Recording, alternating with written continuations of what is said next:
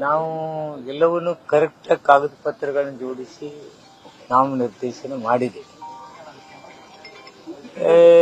ಇನ್ನ ಮುಖ್ಯಮಂತ್ರಿಗಳು ಬಂದು ಅವರೊಂದು ಸೆಟ್ ಕೊಡ್ತಾರೆ. ಮುಖ್ಯಮಂತ್ರಿಗಳು ಡಿ.ಕೆ. ಶಿವಕುಮಾರ್ ಸಾಹೇಬರು ಅವರೊಂದು ಕೊಡ್ತಾರೆ. ಈಗ ಸೆಕೆಂಡ್ ಇದರಲ್ಲಿ ಸತೀಶ್ ಜಾರಕಿಹೊಳಿ, ಎಸ್.ಆರ್. ಪಾಟೀಲ್ ಕೊಡಕತ್ತಿದ್ರು. ಚುನಾವಣೆ ತಯಾರಿಯನ್ನು ಬಹಳ ಅಚ್ಚುಕಟ್ಟಾಗಿ ನಾವು ಮಾಡಿದ್ದೇವೆ. ನಮ್ಮ ಅಭಿವೃದ್ಧಿಗೆ ನಮ್ಮ ಗೆಲುವಿದೆ. ಅಭಿವೃದ್ಧಿ ಕಾರ್ಯಕ್ರಮಗಳನ್ನ ತೂಗಿ ಅಳೆದು ಜನ ನಮಗೆ ವೋಟ್ ಹಾಕ್ತಾರೆ.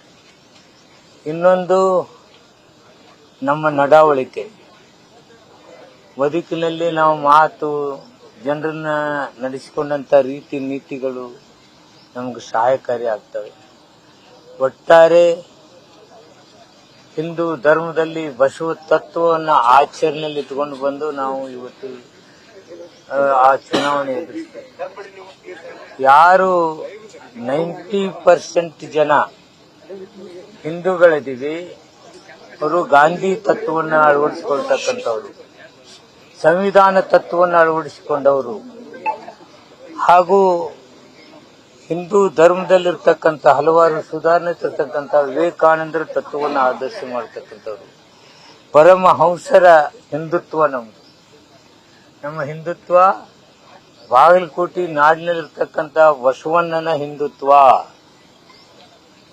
ಸಂವಿಧಾನದಲ್ಲಿ ಹೇಳಿರ್ತಕ್ಕಂಥ ಪೀಠಿಕೆ ಹಿಂದುತ್ವ.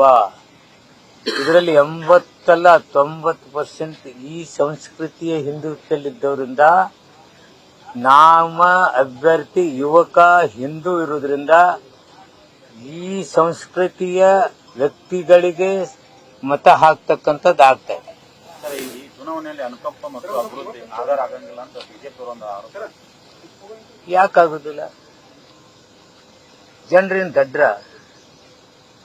ಅಭಿವೃದ್ಧಿ ಆಗ್ಬೇಕು. ಅವ್ರಿಗೆ ಬಾಗಲಕೋಟೆ ಅಭಿವೃದ್ಧಿ ಆಗ್ಬೇಕಾದ್ರೆ ರೂಲಿಂಗ್ ಪಾರ್ಟಿ ಇದೆ, ನಮ್ಗೆ ಅಭಿವೃದ್ಧಿ ಬೇಕು. ರೂಲಿಂಗ್ ಪಾರ್ಟಿ ಏನಿದೆ ಅದಕ್ಕೆ ನಾವು ವೋಟ್ ಹಾಕೋದ್ರ ಮೂಲಕ ಕೆಲಸ ತೆಗೆದುಕೊಳ್ಬೇಕು. ಬೇರೆ ಪಾರ್ಟಿ ಅವ್ರು ಒಬ್ಬರೇ ಆರಿಸಬೇಕು ಏನ್ ಮಾಡ್ತಾರೆ? ಅಲ್ಲಿ ಅಧಿಕಾರದಾಗಿದ್ದಾಗ ಏನು ಮಾಡಿಲ್ಲ, ಅಧಿಕಾರ ಇಲ್ಲಾರ್ದಾಗ ಇನ್ನೇನ್ ಮಾಡಬಲ್ರಲ್ಲಿ ಹೋಗಿ. ಅದಕ್ಕೆ ಬಾಗಲಕೋಟೆಯ ಜನತೆ ರೂಲಿಂಗ್ ಪಾರ್ಟಿಯನ್ನು ನೋಡ್ತಾರೆ. ಯಾಕಂದ್ರೆ ಅಭಿವೃದ್ಧಿ ಪರವಾದ ಯೋಚನೆ ಉಳ್ಳವರು ನಮ್ಮ ಬಾಗಲಕೋಟೆಯವರು. ತಿಕ್ಕಾಟದ ನಡುವೆ ಟಿಕೆಟ್ ಸಿಕ್ಕಿದೆ, ಆದ್ರೆ ಒಗ್ಗಟ್ಟಿದೆಯಾ ಅಂತ ಕೇಳಿ ಒಡೆದ ಮನಸ್ಸು ಏನ್ ನಿಮ್ಗೆ ಡೌಟ್ ಇದೆನಾ? ಡೌಟ್ ಇರುತ್ತೆ. ನೀವು ಡೌಟ್ ಇಟ್ಕೋಬೇಡಿ, ಡೌಟ್ ಇಟ್ಕೊಳಕ್ ಹೋಗ್ಬೇಡಿ. ಸರ್, ಈಗ ನಾವು ಒಕ್ಕಟ್ಟಾಗಿದ್ವಿ. ಈಗ ದಾವಣಗೆರೆ ಇರ್ಬೋದು, ಬಾಗಲಕೋಟೆ ಇರ್ಬೋದು, ಅಲ್ಲಿ ಮುಸ್ಲಿಂ ಕೊಳಾಗ ಕೆಲವೊಂದು ವಿರೋಧ ಆಗ್ತದೆ. ಅದು ಪರಿಣಾಮ ದಾವಣಗೆರೆ ಅಷ್ಟೇ ಬಾಗಲಕೋಟೆ ಬಿಡುತ್ತೆ ಅಂತ ಅನ್ಸುತ್ತೆ. ಯಾಕಪ್ಪ ಅದು? ನಮ್ಗೆ ಮುಸ್ಲಿಂ, ನಾನು ಇದಕ್ಕೆ ತಾನೇ ಬಸವ ತತ್ವದವರು ಅಂತ ಹೇಳಿದಿನ. ಎಲ್ಲಾ ಧರ್ಮ ಜಾತಿಯನ್ನು ನಾವು ಒಗ್ಗೂಡಿಸ್ಕೊಂಡು ಹೋಗೋರು. ಟಿಕೆಟ್ ಕೇಳಿದಾಗ ಸಿಗ್ಲಿಲ್ಲ ಅಂದಾಗ ಸ್ವಲ್ಪ ಅಸಮಾಧಾನ ಇರುವುದಲ್ಲ, ಅವೆಲ್ಲ ಸರಿ ಮಾಡ್ಕೊಳ್ತೀವಿ ಅಂತಂದ್ರಿಲ್ಲ. ಪಾಪ ಅವ್ರಿಗೆ ಹೇಳ್ಕೊತಾರೆ, ಬೇರೆ ಕೆಲಸ ಅವ್ರೇನು ಕೊಡಕ್ಕಾಗಿಲ್ಲಲ್ಲ ಅಂತವ್ರು ಇದನ್ನ ಹೇಳ್ಕೊತಾರೆ. ಯಾವ ಕಟ್ಟ ಕಡೆಯ ಬಡವನಿಗೆ ಅನ್ನ ಕೊಟ್ಟಿದ್ದೀವಿ, ಬೆಳಕು ಕೊಟ್ಟಿದ್ದೀವಿ, ಅವ್ರಿಗೆ ತಿಂಗಳಿಗೆ ಬದುಕಲಿಕ್ಕೆ ಅವ್ರಿಗೆ ಅವಕಾಶ ಸಿಗಲಿ ಅಂತೇಳಿ 2,000 ರೂಪಾಯಿ ಕೊಟ್ಟಿದ್ದೀವಿ, ಬಸ್ನಲ್ಲಿ ಅವಕಾಶ ಕೊಟ್ಟಿದ್ದೀವಿ. ಇದು ಬಡವರ ಅಭಿವೃದ್ಧಿ ಕಾರ್ಯಕ್ರಮಗಳಲ್ಲೇನು? ಇದು ದೊಡ್ಡ ಅಭಿವೃದ್ಧಿ. ಜಾತಿ ಧರ್ಮವನ್ನು ಇಲ್ಲಿ ನೋಡಿಲ್ಲ, ಬಸವ ತತ್ವವನ್ನು ನಾವು ಆಚರಣೆ ಮಾಡಿದ್ದೀವಿ.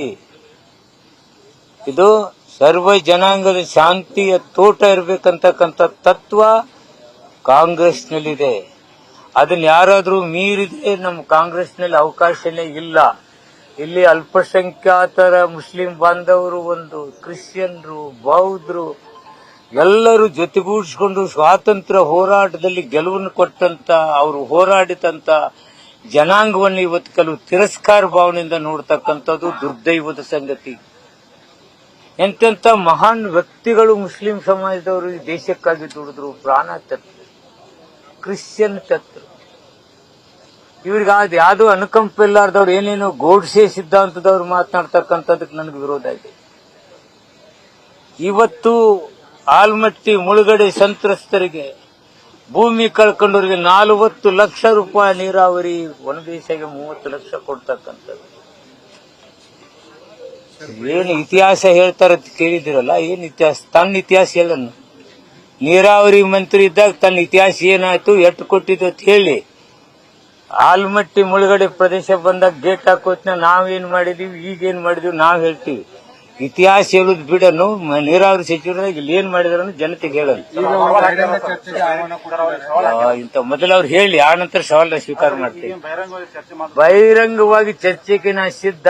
ನೀರಾವರಿ ಮಂತ್ರಿಯಾಗಿ ಜಿಲ್ಲೆಯಲ್ಲಿ ಏನ್ ಮಾಡಿದಾರ ಜನತೆಗೆ ಹೇಳಿ, ಮಾರನೇ ದಿವಸ ನಾನು ರೆಡಿ ಆಗ್ತೀನಿ. ಸರ್, ಸರ್ಕಾರ ಯಾವುದೇ ಒಳ್ಳೆ ಕೆಲಸ ಮಾಡಿಲ್ಲ. ಒಳ್ಳೆ ಕೆಲಸ ಮಾಡಿದ್ರೆ ಅನುಕಂಪ ಇರ್ತಿತ್ತು ಅಂತ ಹಾಗೆ ಪ್ರಹ್ಲಾದ್ ಜೋಶಿ ಅವರು ಹೇಳಿದ್ದಾರೆ. ಇಲ್ಲಪ್ಪ, ಬಡವರಿಗೆ ದವಾಖಾನೆ ತಂದು ಕೊಟ್ಟಿವಿ, ಮೆಡಿಕಲ್ ಕಾಲೇಜ್ ಯಾವಾಗ 13ರಲ್ಲಿ ಮಂಜೂರಾತಿ ಕೊಟ್ಟಿವಿ.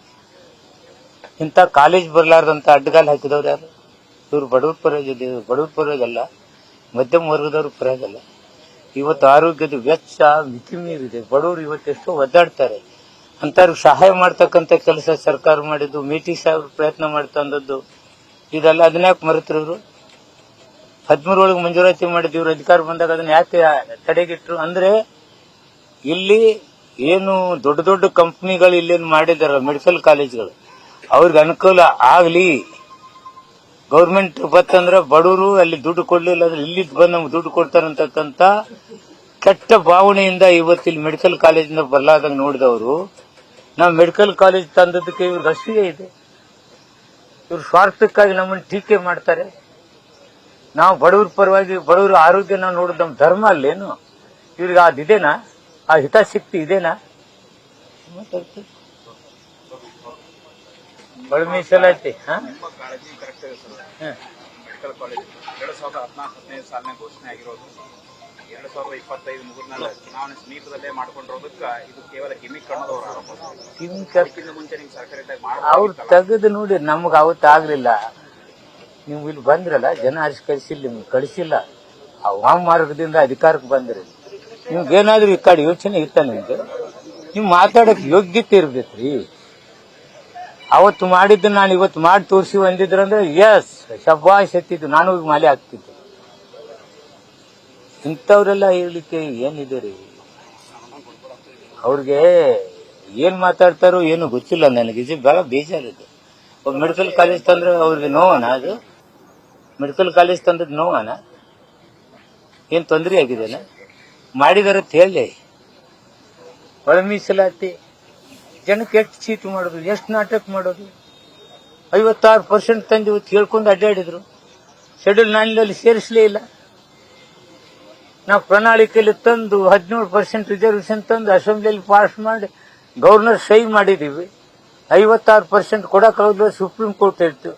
ಅದನ್ನೇ ಇವ್ರು ಶೆಡ್ಯೂಲ್ 9 ಸೇರಿಸಿದ್ರೆ ಈ ನಮ್ಗೆ ತಾಪತ್ರೆ ಬರ್ತಿರ್ಲಿಲ್ಲ. ಈ ನಾಟಕ ಮಾಡೋರು ಅವ್ರ ನಾವ? ಈ ಕಡೆ ದಲಿತರಿಗೆ ಅನ್ಯಾಯ, ಅಭಿವೃದ್ಧಿ ಶೂನ್ಯ. ಇವ್ರಿ ನೋಡಿ, ಇವತ್ತೊಬ್ಬ ಯುವಕ ನಾವು ಕೊಟ್ಟಿದ್ದೀವಿ. ಅವನ್ ಹಿಂದೂ ಅಲ್ಲೇನು? ಅವೇ ಜಾತಿ, ಅವೇ ಧರ್ಮ. ಅವನ್ ಕಾಲಂ ನೋಡಿದ್ರ? ಹಿಂದೂ ಅಲ್ಲೇನು? ಮತ್ತೆ ಇವ್ ಗೆದ್ರೆ ಹಿಂದೂ ಗೆದ್ದಂಗ ಆಗುದಿಲ್ಲ? ಯಾರು ಆಸ್ತಿನ ಹಿಂದೂ ಧರ್ಮ? ಆದ್ರೆ ಹಿಂದೂ ಧರ್ಮದಲ್ಲಿ ಬಸವ ತತ್ವ, ವಿವೇಕಾನಂದನ ತತ್ವ, ಪರಮಹಂಸರ ತತ್ವ, ಸಂವಿಧಾನ, ಮಹಾತ್ಮ ಗಾಂಧಿ ತತ್ವ, ಇದನ್ನ ಆಚರಣೆಯಲ್ಲಿ ಹಿಂದೂಗಳು ಆಚರಣೆ ಮಾಡ್ತಕ್ಕಂಥವ್ರು 90% ಇದ್ದಾರೆ. ಆ ಹಿಂದೂಗಳಿಗೆ ಇವತ್ತು ಜಯ ಸಿಗತ್ತೆ. ಗೋಡ್ಸೆ ಹಿಂದೂವಾದಿಗಳು ಜಯ ಸಿಗಲ್ಲ.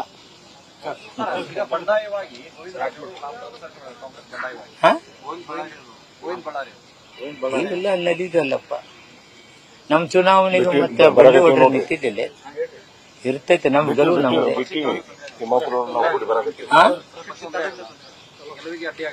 ನೋಡಿ, ನಾವು ನಮ್ ಚುನಾವಣೆ ತಯಾರಿ ಮಾಡ್ತೀವಿ. ಯಾರು ನಿಂತಾರೆ ಬಿಟ್ಟಾರೆ ನಮ್ ಗಮನ ಇಲ್ಲ. ನಮ್ ಪಕ್ಷ, ನಮ್ ಸಿದ್ಧಾಂತಗಳು, ಆ ತತ್ವ ಆದರ್ಶಗಳ ಮೇಲೆ ನಮ್ ಚುನಾವಣೆ ನಡೀತಾ ಇದೆ. ಆ ತತ್ವ ಆದರ್ಶಗಳಿಂದ ನಮ್ ಗೆಲುವು. ಯಾರು ಪಕ್ಷದ ಇದನ್ನು ಮಾಡ್ತಾರ ಅವ್ರಿಗೆಲ್ಲರಿಗೆ ಆಗುತ್ತೆ. ಅದನ್ನ ನೋಡೋಣ, ಅದನ್ನ ನಿಮ್ಗೆ ಹೇಳ್ತೀನಿ. ಮನವೊಲಿಸಿದ್ವಿ ಅಂದ್ರೆ ಬಂದು ನಿಮ್ಗೆ ಹೇಳ್ತೀವಿ. ಮನವೊಲಿಸಿಯಪ್ಪ ಕರ್ಕೊಂಡ್ ಬಂದಿರ್ತೇವೆ.